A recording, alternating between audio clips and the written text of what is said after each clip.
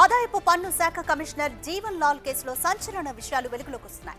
CBI విచారణలో జీవన్ లాల్ అక్రమ సంపాదనకు చెందిన అనేక విషయాలు వెలుగులోకి వస్తున్నాయి. ఈ కేసులో మరికొందరు పాత్ర ఉన్నట్టుగా కూడా సిబిఐ గుర్తించింది. మధ్యవర్తులను పెట్టుకుని జీవన్ లాల్ భారీగా లంచాలు తీసుకున్నట్లు సిబిఐ అధికారులు గుర్తించారు. తన పరిధిలోని అప్పీళ్ల కేసుల్లో ప్రైవేటు వ్యక్తులకు అనుకూలంగా వ్యవహరించడానికి భారీగా లంచాలు తీసుకున్నట్లు సిబిఐ గుర్తించింది. జీవన్ లాల్ కు గోపాల్, సాయిరాం, నరేంద్ర అనే ముగ్గురు మధ్యవర్తులుగా పనిచేస్తున్నట్టుగా సిబిఐ అధికారులు గుర్తించారు.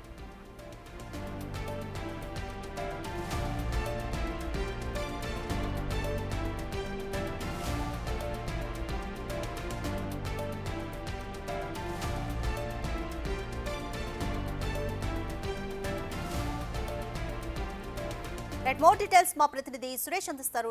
సురేష్, ఆదాయపు పన్ను శాఖ కమిషనర్ జీవన్ లాల్ కేసులో సంచలన విషయాలు చెప్తోంది సిబిఐ. ఇంతకు ఎటువంటి విషయాలు సిబిఐ బయటపెట్టింది?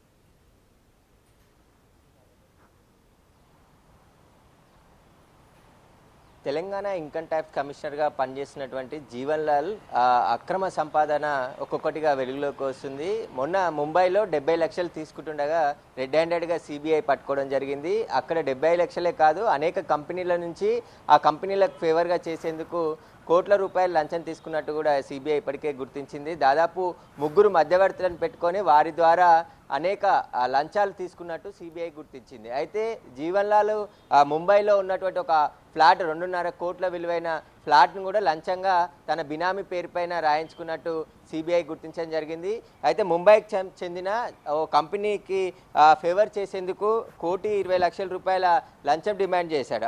ఆ లంచాన్ని ముందు 15 లక్షలు తీసుకొని ఆ తర్వాత 70 లక్షలు తీసుకుంటుండగా ఈ సిబిఐ రెడ్ హ్యాండెడ్గా పట్టుకోవడం జరిగింది. ఆ తర్వాత సిబిఐ కేసు నమోదు చేసి ఎవరైతే ఈ కేసుకు సంబంధించిన పాత్ర ఉందో వారందరినీ కూడా అరెస్ట్ చేసి రిమాండ్కి తరలించడం జరిగింది. ఇక జీవన్ లాల్కి సంబంధించిన ఆస్తుల చిట్టాని ఒక్కొక్కటిగా సిబిఐ కనుక్కుంటుంది. దీనికి సంబంధించే ఇప్పుడు సిబిఐ జీవన్ లాల్ని కస్టడీకి తీసుకుంటే మరిన్ని విషయాలు బయటకు వచ్చే అవకాశం కనబడుతుంది. ఈయన ఇన్కమ్ ట్యాక్స్ కమిషనర్గా పనిచేస్తూనే అదేవిధంగా అపీల్ యూనిట్ ఏదైతే 7, 8కి సంబంధించిన అపీల్ యూనిట్కి ఇన్ఛార్జిగా ఈయన విధులు నిర్వహిస్తున్నాడు. అదేవిధంగా ఈయన తండ్రి బీఆర్ఎస్ మాజీ ఎమ్మెల్యే రాముల్ నాయక్గా ఉన్నారు. కాబట్టి అనేక స్వచ్ఛంద కార్యక్రమాలు చేస్తున్నానని చెప్పుకుంటూ అనేక లంచాలు తీసుకుంటూ భారీగా ఆస్తులు కూడబెట్టినట్టు సిబిఐ ఇప్పటికే గుర్తించడం జరిగింది.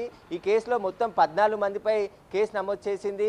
ఆయన అనుచరులు అయినటువంటి 4గురిని అరెస్ట్ చేశారు. అదేవిధంగా ముంబైకి చెందిన కంపెనీ జనరల్ మేనేజర్ లంచం ఇస్తుండగా అతన్ని కూడా పట్టుకోవడం జరిగింది. ఏదైతే ఎన్డీడబ్ల్యూ డెవలప్మెంట్ కార్పొరేషన్కి సంబంధించిన కంపెనీ నుంచి ఒక 2.5 కోట్ల విలువైన ఒక ఫ్లాట్ని కూడా లంచంగా జీవన్ లాల్ తీసుకున్నట్టు గుర్తిస్తున్నారు. అదేవిధంగా మరికొన్ని కంపెనీలకు కూడా లబ్ధి చేకూర్చి ఆయన అనేక లక్షల రూపాయల లంచం తీసుకున్నట్టుగా ఇప్పటికే సిబిఐ గుర్తించింది. ఎక్కువగా బినామీలను పెట్టుకొని ఆ బినామీల ద్వారానే ఈ లంచాలు తీసుకొని వారిపైన ఆస్తులు రిజిస్ట్రేషన్ చేసినట్టు కూడా సిబిఐ గుర్తించడం జరిగింది.